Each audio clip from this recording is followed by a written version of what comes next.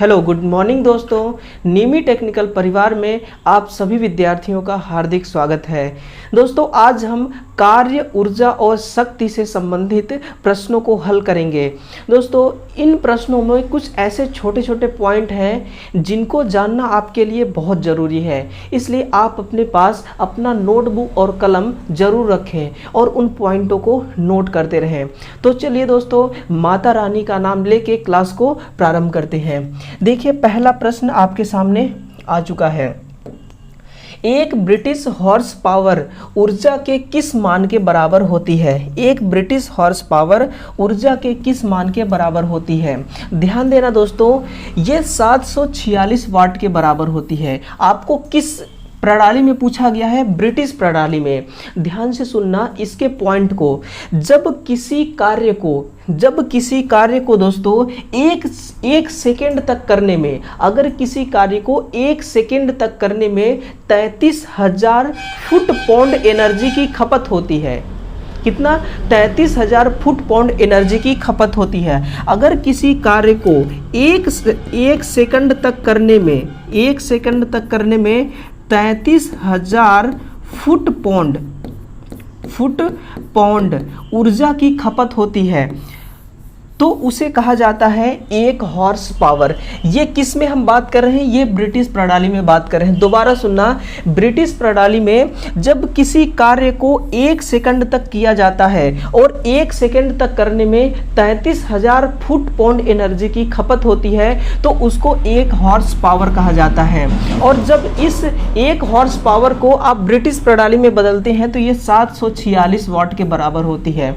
इसी प्रकार से अगर आपको मीट्रिक प्रणाली में कभी अगर आपसे मीट्रिक प्रणाली की बात करें तो आप लिखना कि मीट्रिक प्रणाली में दोस्तों लगभग 746 वाट के बराबर होती है ना, 735.5 वाट, इसको लगभग 736 वाट के बराबर माना जाता है।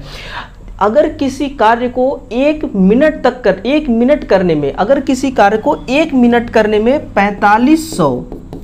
4500 जूल की आवश्यकता पड़ती है, अगर किसी कार्य को 1 मिनट तक करने में 4500 जूल ऊर्जा की खपत होती है तो उसको कहा जाता है दोस्तों 1 हॉर्स पावर मीट्रिक प्रणाली में। क्लियर? आगे देखिए अगला प्रश्न है, वाट की मानक इकाई क्या होती है ना? वाट की मानक इकाई क्या होती है? तो सुनना, किसी ऊर्जा को किसी विद्युतीय परिपथ में 1 सेकेंड तक प्रवाहित कराने में जितने वाट एनर्जी की खपत होती है ना, वही कहलाती है 1 वाट, है ना। वो क्या कहलाती है? 1 वाट। तो इसका आंसर ऑप्शन नंबर डी होगा कि जूल प्रति सेकेंड। 1 जूल, देखिए करंट क्या है? एक प्रकार की ऊर्जा है। करंट क्या है? ये एक प्रकार की दोस्तों एनर्जी होती है ना। तो आप ये मान के चलिए कि इस करंट को ये एक तार है, ये क्या है? एक तार है। और ये जो करंट है ना, इस करंट को इसमें प्रवाहित कराना है तो इसमें प्रवाहित कराने में कितना समय लग रहा है? 1 सेकेंड। तो 1 एम्पियर के करंट को, या फिर आप ये भी कह सकते हैं कि 1 जूल ऊर्जा को 1 सेकेंड प्रवाहित कराने में जितने पावर की खपत होती है वही कहलाती है आपकी 1 वाट। वो क्या कहलाती है? वाट। तो इसकी मानक इकाई क्या हो गई? जूल प्रति सेकेंड, है ना। और ध्वनि की इकाई क्या होती है दोस्तों? तो ध्वनि की इकाई डेसिबल होती है। कितना? डेसिबल होती है। दोस्तों अगर आपसे कभी ये पूछ लेना नॉन टेक में, दोस्तों अगर कभी आपसे ये पूछ ले परीक्षा में कि उस डेसिबल के वह मान, उस मान को बताइए जिस मान तक के ध्वनि को हमारी कानें सुन सकती हैं, तो वो दोस्तों 80 डेसिबल होता है। कितना? 80 डीबी होती है। इतने ही डेसिबल तक के ध्वनि को हम सुन सकते हैं। अगर इससे कम हुई तो हम नहीं सुन सकते, यानी कि कहने का मतलब इससे बहुत कम हो गई तो आवाज़ को हम नहीं सुन पाएंगे, और इससे अगर अधिक हो गई तो दोस्तों हमारे ध्वनि के लिए नुकसानदायक होगी। और एम्पियर है, ये है दोस्तों, ये करंट की यूनिट होती है, करंट की ये इकाई है ना। और विद्युत वाहक बल की इकाई मानी जाती है वोल्ट को। इसकी इकाई किसको मानी जाती है? वोल्ट को। देखिए किसी भी कोई भी दोस्तों आवेश हो, कोई भी आवेश हो या कोई वस्तु हो, उसको अगर एक स्थान से दूसरे स्थान तक पहुंचाना है तो किसी न किसी प्रकार के बल की आवश्यकता पड़ती है, चाहे वो यांत्रिक बल हो या फिर वो इलेक्ट्रिक बल हो, विद्युतीय बल हो। तो देखिए, जब एक कंडक्टर है, ये एक चालक है, इसमें हमें करंट को प्रवाहित कराना है, इसमें करंट आई को प्रवाहित कराना है, तो करंट खुद नहीं बहती, करंट को एक स्थान से दूसरे स्थान तक ले जाने वाला जो बल लगाया जा रहा है वो किसके द्वारा लगाया जा रहा है? वो विद्युत वाहक बल ही है जो करंट को इस छोर से लेकर के इस छोर तक पहुंचा रही है। तो करंट को पीछे से धक्का कौन दे रहा है? विद्युतीय बल के रूप में। तो ये विद्युत वाहक बल ही है जो करंट को एक पॉइंट से लेकर के दूसरे पॉइंट तक प्रवाहित करा रही है। तो ये होती है विद्युत वाहक बल। इसका option number D correct answer होगा। अगला क्वेश्चन देखिए, 1 किलोवाट ऊर्जा ब्रिटिश प्रणाली में कितने अश्वशक्ति के बराबर होती है? 1 किलोवाट ऊर्जा ब्रिटिश प्रणाली में कितने अश्वशक्ति के बराबर होती है? ध्यान देना दोस्तों, यहां पे क्या कह रहा है? 1 है ना, तो आप लिखिए 1। किलो का मतलब क्या होता है? 1000। किलो का मतलब होती है 1000। वाट, 1 वाट हमें पता है कि 1 एचपी बराबर 746 वाट होती है ना। 1 एचपी बराबर 746 वाट होती है। तो 1/746 जब आप इससे भाग देंगे ना तो आता है 0.00134। और जब इस 1000 को इससे भाग देंगे 1000 से, तो यहां से देखिए आपका ये 2 जीरो ना इस 2 जीरो से कट जाएगी। अब 134 को जब आप भाग देंगे 10 से तो 1.34 एचपी आती है। कितना? 1.34 एचपी। तो ये होगी दोस्तों आपकी ब्रिटिश प्रणाली में। किसमें? ये ब्रिटिश प्रणाली में। अक्सर ध्यान रखना, अपने इलेक्ट्रिसिटी में दोस्तों, अपने इलेक्ट्रिसिटी में यानी कि अपने टेक्नोलॉजी में केवल 2 ही प्रणालियों को इस्तेमाल किया जाता है। एक तो ब्रिटिश प्रणाली होती है, दूसरी मीट्रिक प्रणाली, है ना। केवल 2 ही प्रणालियों का इस्तेमाल करके हम ऊर्जा को दोस्तों हम डिफाइन करते हैं। तो देखिए यहां पे बात किसका किया जा रहा है? ब्रिटिश प्रणाली की। अगर कभी आपसे मीट्रिक प्रणाली के बारे में बात करें तो आप लिखना कि मीट्रिक प्रणाली में ना कितना होता है? 1 किलोवाट ऊर्जा। तो उसमें होता है दोस्तों, उसमें आपको 700 लगभग देखिए 735.5 होती है ना, इसको आप 736 वाट लेके चलेंगे तो आपको जो कैलकुलेशन है ना, आपको दोस्तों भाग देने में और गुणा करने में आसानी होगी, है ना। तो 736 वाट को जब आप 1000 से इसको गुणा करेंगे ना तो लगभग आती है दोस्तों 1.35 और 96 ऐसे कुछ करके आपको इसको लगभग मानना है 1.36 एचपी, 1.36 एचपी। तो देखिए ये किसमें है? ये मीट्रिक प्रणाली में है ना, ये मीट्रिक प्रणाली में है। तो ध्यान देना, जब भी एचपी रेटिंग की बात की जाती है तो मीट्रिक प्रणाली बड़ी होती है ना। मैं यहां पे लिख देता हूं दोस्तों, जो मीट्रिक प्रणाली है ना ये बड़ी होती है। मीट्रिक प्रणाली बड़ी होती है। किससे बड़ी होती है? ये ब्रिटिश प्रणाली से, ब्रिटिश प्रणाली से।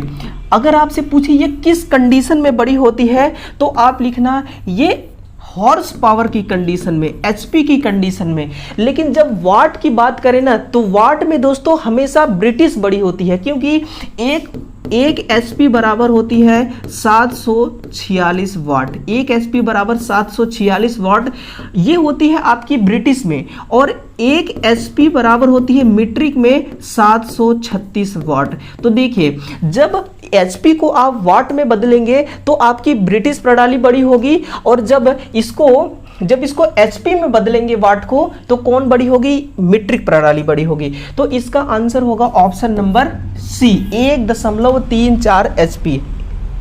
अगला क्वेश्चन देखें, एक कैलोरी ऊर्जा के किस राशि के बराबर होती है? ध्यान से सुनना, अगर 1 लीटर पानी को 1 डिग्री सेल्सियस तक गर्म करना है आपको, 1 लीटर पानी को अगर 1 डिग्री सेल्सियस तक गर्म करने के लिए जितने जूल उष्मा की खपत होती है वही कहलाती है आपकी 1 कैलोरी। तो 1 कैलोरी यानी कि 1 लीटर नहीं दोस्तों, 1 ग्राम पानी को गर्म करने में जितने जूल उष्मा की खपत करना पड़ता है ना, वही कहलाती है आपकी 1 कैलोरी, और ये 4.2 जूल की बराबर होती है। यानी कि अगर आप 1 ग्राम पानी को, कितना, 1 ग्राम पानी को 1 डिग्री सेल्सियस तक गर्म करते हैं तो 4.2 जूल ऊर्जा की खपत होती है।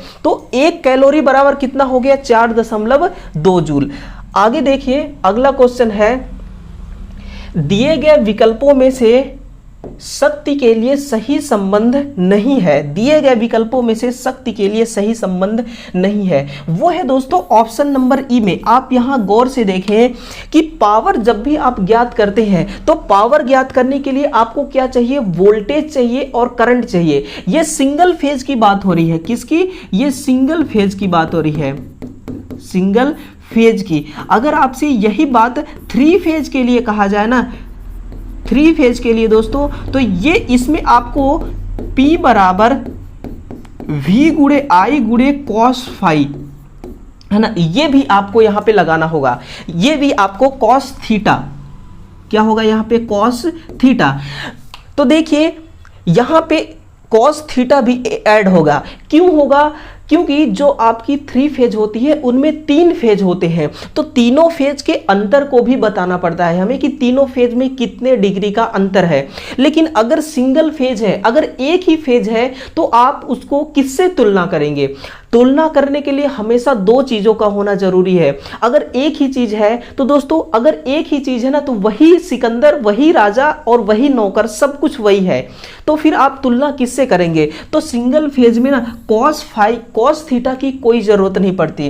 तो ये पावर ज्ञात करने के लिए है। और दूसरा सूत्र बनता है पावर ज्ञात करने के लिए I²R, करंट का वर्ग और परिपथ में चल रहे प्रतिरोध का मान। इससे आप पावर को निकाल सकते हैं, है ना, पावर को निकाल सकते हैं। लेकिन इस प्रकार से, इस सूत्र का इस्तेमाल करके आप नहीं निकाल सकते पावर को, है ना। तो इसका आंसर क्या होगा, ऑप्शन नंबर ई। अगला है कि BOTU का पूर्ण रूप क्या है, व्यवसायिक trade unit, board of trade unit, board of technical unit, board of trade unit, bureau of trade unit या ब्रिटिश ट्रेड यूनिट। तो दोस्तों यही इसका सही उत्तर होगा, बोर्ड ऑफ ट्रेड यूनिट। सुनना, जब हमारे घर में लगे हुए मीटर किलोवाट हावर मीटर है, कौन सी मीटर है वो, kWh मीटर है। ये kWh मीटर क्या करता है, जब ऊर्जा को हम खपत करते हैं, हम अपने घर के लोड को जब चलाते हैं तो एनर्जी का खपत होता है। तो एनर्जी को जब वो मीटर दिखाती है हमें, तो वो किलोवाट हावर के रूप में दिखाती है। यानी कि आपने कितने किलो एनर्जी का खपत किया, है ना, कितने किलो एनर्जी का खपत किया और कितने घंटे तक किया, है ना, ये चीज वाट में बताएगी। लेकिन जहां पे पावर का उत्पादन किया जा रहा है, जैसे कि हाइड्रो पावर प्लांट हो गया, थर्मल पावर प्लांट हो गई, जहां पे बिजली को तैयार किया जा रहा है, वहां पे दोस्तों यूनिट बहुत बड़ी होती है ना, यूनिट बहुत बड़ी होने के कारण वहां पे हम BOTU का ही प्रयोग करते हैं। वहां पे लगे हुए जो मीटर हैं वो kWh के रूप में एनर्जी के खपत को नहीं बताते, वो किस में बताएंगे, BOTU के रूप में, बोर्ड ऑफ ट्रेड यूनिट के रूप में। अगला क्वेश्चन है, ऊर्जा की प्रैक्टिकल यूनिट क्या होती है। ऊर्जा की प्रैक्टिकल यूनिट दोस्तों, अभी हमने बात किया किलोवाट हावर मीटर, है ना। देखिए किलोवाट हावर मीटर को आपके लिए दोस्तों एक अलग से ITI के सिलेबस में एक अलग से यूनिट दिया गया है, जिसको हम पढ़ते हैं मापक यंत्र में। इस किलोवाट हावर मीटर को कहाँ पढ़ते हैं, मापक यंत्र में पढ़ते हैं। और किलोवाट हावर मीटर को दोस्तों वहां पे पूरी तरह से समझाया गया है कि किस प्रकार से किलोवाट हावर मीटर, इसके मतलब कि आप जो एनर्जी खपत कर रहे हैं ना, उस एनर्जी को किस प्रकार से ये दर्शाता है डिस्प्ले पे। तो किलोवाट हावर मीटर को हम मापक यंत्र के अंतर्गत पढ़ते हैं। जूल सेकेंड, वाट सेकेंड, है ना, वोल्ट हावर, किलोवाट, ये नहीं होता दोस्तों। देखिए किलोवाट ये किस में होती है, किलोवाट दोस्तों ये यांत्रिक शक्ति में होती है। किस में होती है, ये यांत्रिक शक्ति के अंतर होती है, ये इकाई।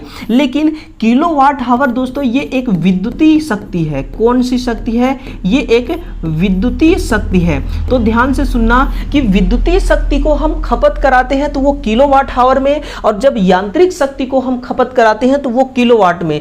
लेकिन ध्यान रखना, चाहे वो यांत्रिक शक्ति हो या फिर वो इलेक्ट्रिक शक्ति, विद्युतीय शक्ति हो, दोनों शक्तियां ऊर्जा ही हैं। ऊर्जा के दोस्तों अनेक रूप हो सकते हैं, लेकिन ऊर्जा तो ऊर्जा ही होती है।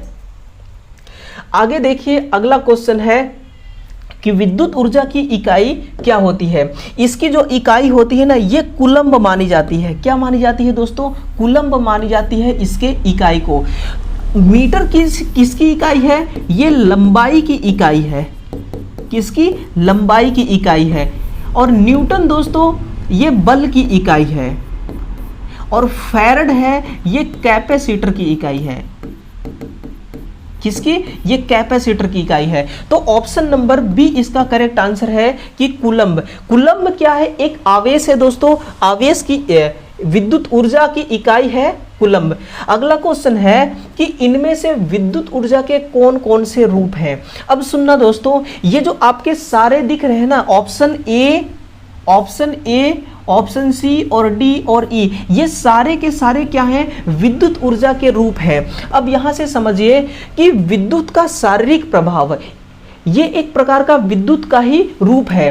विद्युत ऊर्जा का जो प्रभाव है ना दोस्तों, अगर किसी प्राणियों के शरीर पर विद्युत ऊर्जा का जो प्रभाव है प्राणियों के शरीर पर भी होता है। यानी कि जब आप करंट को किसी शरीर से ट्रांसफर कराएंगे तो शरीर के अंदर जो मसल्स होते हैं ये सिकुड़ने लगते हैं। अगर हाई करंट प्रवाहित कराएंगे तो वो सिकुड़ने के बजाय वो जलने लग जाएंगे, है ना। इसलिए विद्युत ऊर्जा का प्रभाव शरीर पर भी होता है। ये इसका दोस्तों एक रूप है। अगला देखिए, ऑप्शन सी कह रहा कि किरणों का प्रभाव। देखिए, जब किसी विद्युत ऊर्जा को, आप मान लीजिए कि ये एक पॉइंट है, ये पॉइंट क्या है? विद्युत ऊर्जा है। जब किसी विद्युत ऊर्जा को किसी विशेष तल पर आप डालते हैं, जैसे कि ये एक तल है, ये क्या है? ये एक तल है। इस तल पर जब आप इस विद्युत ऊर्जा को डालते हैं इस प्रकार से, है ना, विद्युत ऊर्जा को जब किसी विशेष तल पर डाला जाता है तो दोस्तों इलेक्ट्रॉनिक इमिशन विधि के द्वारा इसमें प्रकाश उत्पन्न होते हैं। और कौन कौन से प्रकाश उत्पन्न होते हैं? तो एक लेजर किरण उत्पन्न होती है, लेजर किरण, और जो दूसरी होती है ये है दोस्तों एक्स किरण। लेजर किरण और एक्स किरणों का उत्पादन होता है। और इनका प्रयोग ना दोस्तों, इनका प्रयोग हम हाईटेक टेक्नोलॉजी में करते हैं। कहाँ पे इनका प्रयोग? हाईटेक टेक्नोलॉजी में किया जाता है। हाईटेक टेक्नोलॉजी में। दोबारा सुनिए कि किरणों का जो प्रभाव है ये विद्युत ऊर्जा का ही एक रूप है। जब इसको किसी विशेष तल पर डाला जाता है तो इसमें दोस्तों इलेक्ट्रॉनिक इमिशन विधि के द्वारा इसमें एक प्रकाश उत्पन्न होती है। और ये जो प्रकाश उत्पन्न हुई है एक्स किरण प्रकाश और लेजर किरण प्रकाश है। और इन प्रकाशों का इस्तेमाल हाईटेक टेक्नोलॉजी में किया जाता है। अगला देखिए, तापीय प्रभाव। ये विद्युत ऊर्जा का ही एक रूप है। और इसको हम कहाँ देखते हैं? इसको हीटर में देखते हैं। कहाँ पे? हीटर हो, इमर्शन रॉड हो, यहाँ पे दोस्तों इस विद्युत ऊर्जा को ही तापीय ऊर्जा में कन्वर्ट करके हम इसका इस्तेमाल करते हैं। और प्रकाशीय ऊर्जा को दोस्तों हम लैंप में पढ़ते हैं। कहाँ पे पढ़ते हैं? लैंप के अंदर प्रकाशीय ऊर्जा को पढ़ते हैं। तो इसका option number B correct answer होगा। अगला प्रश्न है, ऊर्जा के चुंबकीय प्रभाव द्वारा कौन कौन से पावर का उत्पादन संभव है। देखिए, यह ऊर्जा का एक रूप है चुंबकीय प्रभाव। इस प्रभाव द्वारा हम पावर उत्पन्न करते हैं और वो एसी पावर और डीसी दोनों प्रकार के पावर का इस्तेमाल उत्पन्न किया जाता है। देखिए, जो डीसी पावर है ना दोस्तों, ये बहुत ही कम 650 वोल्ट तक ही इसका जनरेशन संभव है। क्यों? क्योंकि इसमें हानियां बहुत अधिक हैं, जिसके कारण इसकी जो दक्षता है ना उत्पादन करने की, ये बहुत कम हो जाती है। इसके वजह से हम 650 वोल्ट तक ही इसको उत्पादन कर सकते हैं। और दूसरी है एसी पावर। एसी पावर को दोस्तों हम 33,000 वोल्ट तक भी उत्पादन कर सकते हैं। देखिए कुछ ऐसे पावर प्लांट है दोस्तों जो केवल 11,000 वोल्ट तक ही पावर को उत्पन्न कर रही है, एसी पावर को। लेकिन कुछ ऐसे आज के डेट पे ऐसे कुछ पावर प्लांट हैं जैसे कि थर्मल पावर प्लांट हो गया, ये दोस्तों इसमें विशेष प्रकार के टर्बो अल्टरनेटर का प्रयोग करके 33,000 वोल्टेज को जनरेट किया जाता है। तो एसी और डीसी दोनों प्रकार के पावर का उत्पादन किया जा सकता है ऊर्जा के चुंबकीय प्रभाव द्वारा। ऊर्जा के भी दोस्तों कई सारे प्रभाव हैं, उसमें से है एक चुंबकीय प्रभाव। उस चुंबकीय प्रभाव द्वारा हम एसी और डीसी दोनों प्रकार के एनर्जी का उत्पादन करते हैं। तो ये रहा दोस्तों 10 प्रश्न आपके सामने, जो कि बहुत ही दोस्तों कॉम्प्लेक्स तो नहीं थे, बहुत ही इजी प्रश्न थे, लेकिन आपको बहुत कुछ सीखने को मिला होगा। यहीं से प्रश्न पूछे जाते हैं और ये प्रश्न आपको दोस्तों सिलेक्शन दिलाने के लिए काफ़ी है। सिलेक्शन दोस्तों 1 नंबर से रुक भी जाता है और 1 नंबर से सिलेक्ट भी हो जाते हैं। तो अगर इस प्रकार का कोई प्रश्न आपके सामने आता है तो उम्मीद है कि आप इसको सही करेंगे। तो चलिए दोस्तों, कल सुबह हम फिर से मिलते हैं एक नए क्लास और नए क्वेश्चनों के साथ। और दोस्तों अपनों से बड़ों का सम्मान करते हुए आप निरंतर आगे बढ़ते रहें। दोस्तों आपका दिन शुभ हो, हम ऐसा कामना करते हैं। कल सुबह हमारी और आपकी मुलाकात फिर से होगी। तब तक के लिए सभी विद्यार्थियों का बहुत बहुत धन्यवाद।